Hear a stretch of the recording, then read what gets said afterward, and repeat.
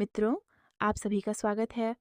हमारे YouTube channel में आज हम आप लोगों के लिए लेकर आए हैं दो वाहनों की दुख भरी कहानी। मित्रों, दो बहनों की दुख भरी कहानी सुनने के बाद आपकी आंखों से आंसू थम नहीं पाएंगे। मित्रों, एक नगर में दो बहनें रहती थीं। एक बहन का नाम सुनैना था और दूसरी बहन का नाम सुभद्रा था। सुनैना और सुभद्रा दो बहनों की कहानी बहुत समय पहले की बात है। किसी राज्य में एक राजा रानी रहते थे। राजा खुशी खुशी अपना राज्य संभालते थे। वे अपनी रानी से बहुत प्रेम करते थे और रानी भी उनका बहुत सम्मान करती थी। अगर राजा रानी को एक पल नहीं देखते थे तो वे बेचैन हो जाते थे। अगर रानी कुछ देर के लिए भी काम से कहीं चली जाती तो उन्हें बहुत घबराहट होने लगती थी। राजा अपनी रानी से इतना प्रेम करता था। धीरे धीरे समय बीतता गया और रानी गर्भवती हो जाती है और 9 महीने बाद रानी एक पुत्री को जन्म देती है। लेकिन पुत्री को जन्म देने के बाद ही रानी की मृत्यु हो जाती है। तब खबर सैनिकों ने जाकर राजा को दिया तो वह बहुत ही दुखी हो जाता है। उन्हें रानी की मृत्यु का इतना दुख हुआ कि वो अपनी पुत्री को ही दोष देने लगे। वह यह मानता था कि इसी के कारण मेरी रानी मुझे छोड़कर चली गई। इसीलिए राजा अपनी पुत्री से नफरत करने लगे। वे अपनी पुत्री से इतनी नफरत करते थे कि वह उसे देखना भी नहीं पसंद करते थे। राजा फिर राजा दाई से कहता है, तुम मेरी पुत्री को ले जाओ और इसे मार दो। मैं इसकी शक्ल भी नहीं देखना चाहती हूँ। इसी की वजह से मेरी रानी मुझसे दूर हुई है। यह तो कुलक्ष्मी है। ये सब सुनकर दाई को उस बच्ची पर बहुत तरस आता है। वह सोचती है फूलों से भी कोमल। इस राजकुमारी को राजा ने त्याग दिया। दाई राजा से विनती करती है कि महाराज, आप कुछ मत कीजिए। मैं इस राजकुमारी को पालूंगी, यहीं पर इसी महल में रहेगी। फिर दाई राजा से कहने लगी, महाराज, इतना बड़ा अनर्थ मत कीजिए। दाई के समझाने पर राजा समझ गए। राजा ने अपनी पुत्री को मारने का विचार छोड़ दिया और दाई उसका पालन पोषण करने लगी। धीरे धीरे वह कन्या बड़ी होने लगती है। अपने ही महल में रहकर वह दिन भर काम करती, जैसे वह राजा की नहीं किसी नौकर की बेटी हो। राजा उसे दुत्कारते रहते थे। और फिर राजा ने दूसरी शादी कर ली। दूसरी रानी महल में आ गई। राजा इस रानी से भी बहुत प्यार करते थे। धीरे धीरे समय बीतता गया और इस रानी ने भी एक कन्या को जन्म दिया। राजा अपनी इस पुत्री को पाकर बहुत खुश थे, क्योंकि इसके जन्म के बाद इसकी माँ भी सही सलामत थी। उन्होंने इस पुत्री का नाम सुभद्रा रखा था। राजा की दोनों बेटियां महल में पलने बढ़ने लगीं। एक बेटी नौकरानी की तरह रहती और दूसरी राजकुमारी के जैसी रहती थी। ऐसे ही समय बीतता गया और दोनों बेटी विवाह योग्य हो गई। एक बार की बात है, सुनैना बाहर साफ सफाई कर रही थी तो वह साधु महात्माओं को पूजा पाठ करते हुए देखती है। उसे बहुत उत्सुकता होती है और वह सारा काम छोड़कर वहां चली जाती है और वहां बैठकर प्रवचन सुनने लगती है। अब वह हर रोज काम से समय निकालकर वहां चली जाती, वहां ज्ञान की बातें सुनती और कहानियां भी सुनती, जिससे वह बहुत ही ज्ञानी हो जाती है। अब वह हर रोज पूजा पाठ करती, भगवान शिव को जल अर्पित करती और साथ ही माँ पार्वती की पूजा करती।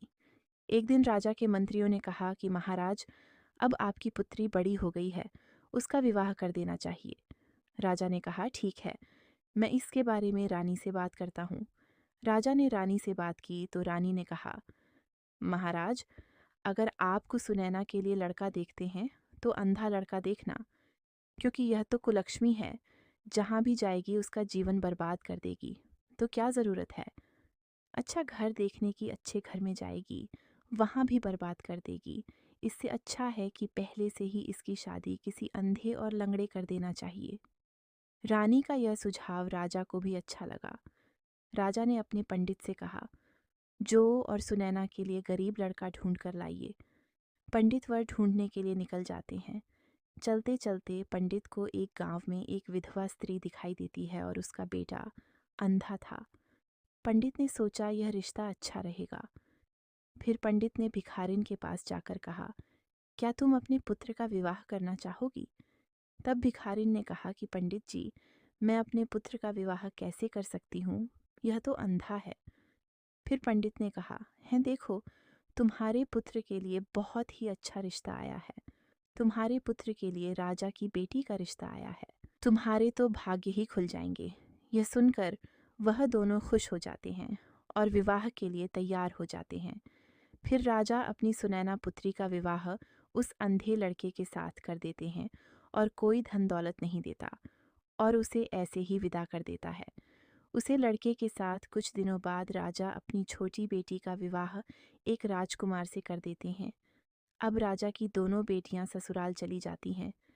जब सुनैना अपने ससुराल पहुंचती है तो वहां पर खाने के लिए कुछ भी नहीं था।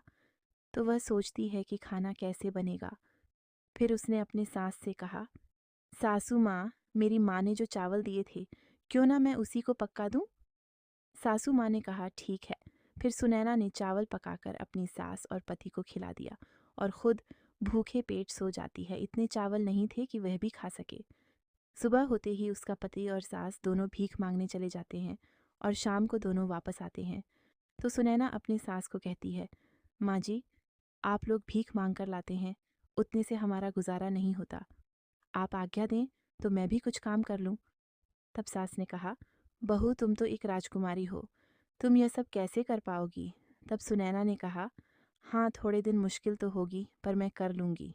अगर आप लोग गरीबी में जी रहे हो तो मैं भी जी लूंगी, वैसे भी मुझे काम करने की आदत है।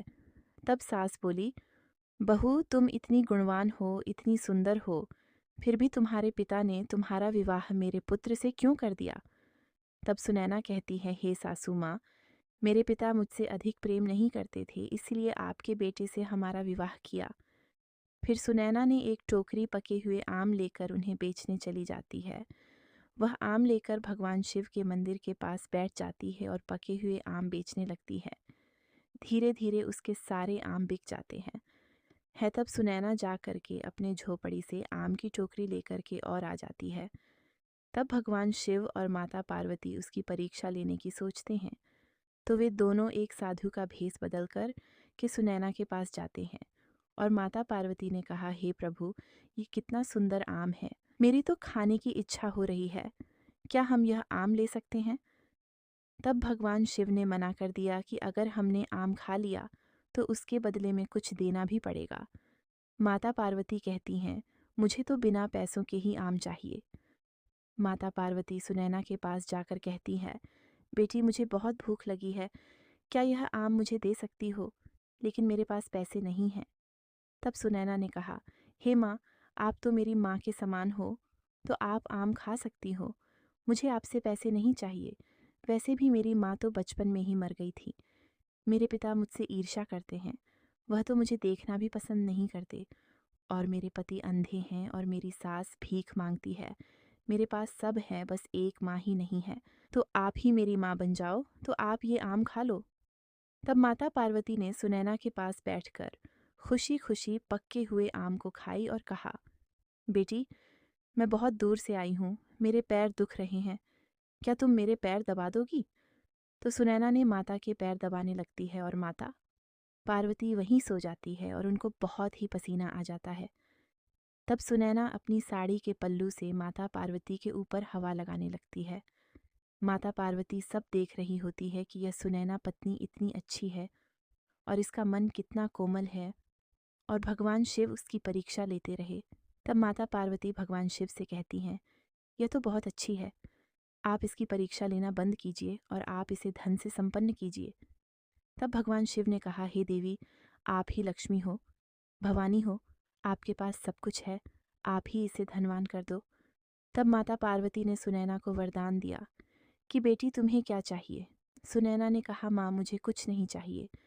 माता पार्वती ने सुनैना को एक मुट्ठी भर सोने के सिक्के दिए और कहा, इसे अपने घर में रखना, शाम को सुनैना घर आती है अपनी सासू माँ से, अपनी सासू माँ को सारी बात बता देती है। तब उसकी सास कहती है, बेटी, यह तो अच्छी बात है, अगर साधु महात्मा सोने के सिक्के देते हैं तो उसका सम्मान करना चाहिए, तुम इसे अच्छे से रख लो। जब वह अपने पति से पूछती है तो पति कहता है, तुम इस सोने के सिक्के को बक्से में रख दो और तुलसी के पौधे के पास रख दो। और सुनैना ने ऐसा ही किया। फिर खाना बनाकर रख देती है और अपने पत्नी और उसकी सास तीनों लोग खाना बैठकर खाते हैं, खाकर सो जाते हैं। फिर सुबह जब सुनैना सोकर उठती है तो देखती है कि उसकी झोपड़ी की जगह एक आलीशान घर था उससे बहुत आश्चर्य होता है। फिर वह अपनी सांस को उठाती है और उन्हें भी आश्चर्य होता है और वह कहती है, बेटी यह सब क्या है? तब सुनैना कहती है, माँ जी, यह सब भगवान शिव और माता पार्वती की कृपा है। वे एक मुट्ठी सोना देने वाले साधु, साधु वाइन और कोई नहीं बल्कि भगवान शिव और माता पार्वती थे। मैं उन्हें पहचान नहीं सकी। तभी उसका पति आता है और कहता है, देखो मेरी आंखें वापस आ गई हैं, मैं देख सकता हूँ।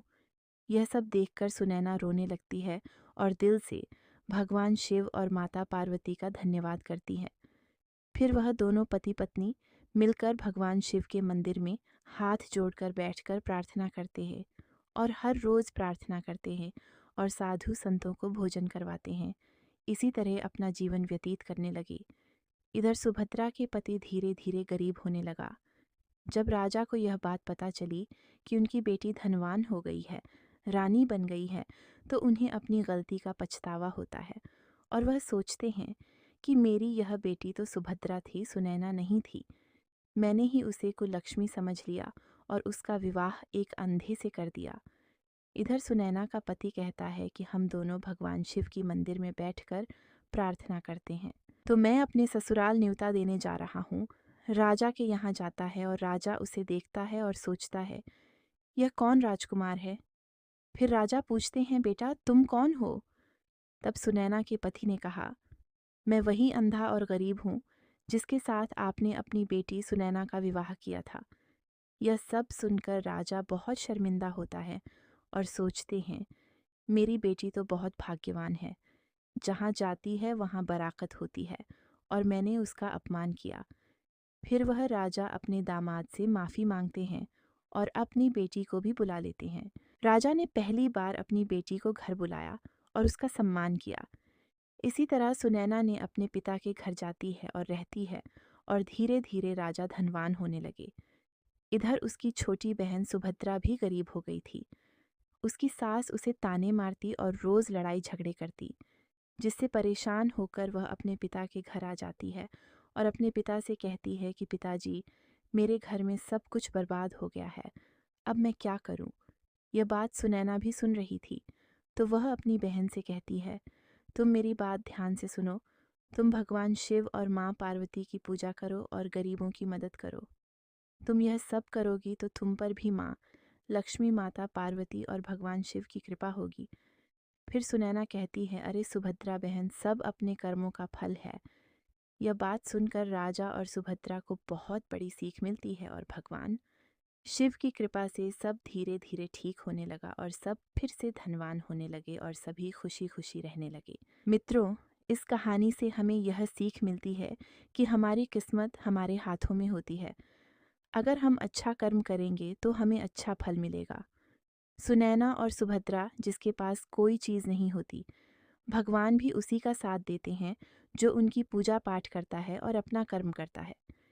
इसीलिए हमें सुनैना और सुभद्रा जैसी विचारधारा नहीं रखनी चाहिए और हमेशा पूजा पाठ, दान पुण्य और कर्म करते रहना चाहिए। यह थी सुनैना और सुभद्रा की प्रेरणादायक कहानी। मित्रों, अगर यह कहानी आप लोगों को पसंद आई हो तो कमेंट बॉक्स में हर हर महादेव लिख करके, वीडियो को लाइक करके, चैनल को सब्सक्राइब करके बेल आइकन ऑल पर प्रेस कर लीजिए, जिससे आप सभी लोगों को प्राचीन कथाएं और कहानियां सबसे पहले प्राप्त हो सके। मित्रों, वीडियो को पूरा देखने के लिए आप सभी लोगों का धन्यवाद।